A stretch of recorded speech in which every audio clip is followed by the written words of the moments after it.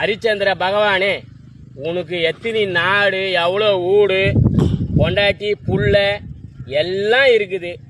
எல்லாத்தையும் விட்டு எதுக்கு இந்த சுடுகாட்டில் வந்து காவலாளியா கொம்பு வச்சு நிக்கிற? அன்னைக்கு விஸ்வாமுத்திரரு கேட்டாரு, ஹரிச்சந்திரா ஒரே ஒரு பொய் சொல், நீ எழுந்த நாடு, பொண்டாட்டி, புள்ள எல்லாமே கொடுக்குறனாரு.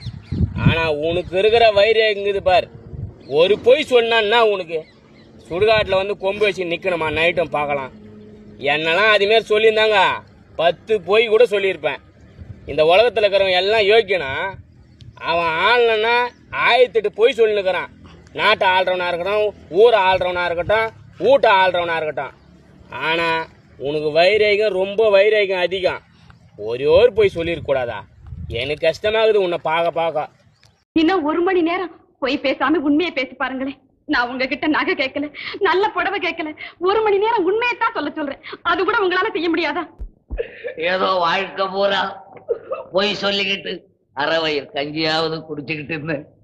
1 மணி நேரம் உண்மை பேசுன்னு சொன்னியே, போயிடுச்சே, வேலை போயிடுச்சே.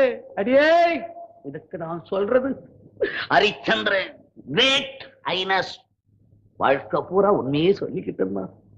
அவருடைய கதி என்னடி ஆச்சு? கடைசியில அவருடைய சம்சாரத்தையும் அவருடைய குழந்தையும் அடகு வச்சார். சுடுகாட்டுல வாட்ச்மேன் வேலை பார்த்தார். அவருக்கு அந்த கதின்னா சாதாரண மனுஷன். நான் போய் ஒண்ணு பேசலாமா? இந்த பாருங்க, ஹரிச்சந்திரன் எவ்வளவுதான் கஷ்டப்பட்டாலும் கடைசியில நல்லா தாங்க இருந்தாரு. கதையில தாண்டி நல்லா இருந்தாரு. இன்னைக்கு வாழ்க்கையில பார்க்கும் பொழுது ஒவ்வொருத்தரும் பொய் பேசுறவங்க தாண்டி நல்லா இருக்கிறாங்க.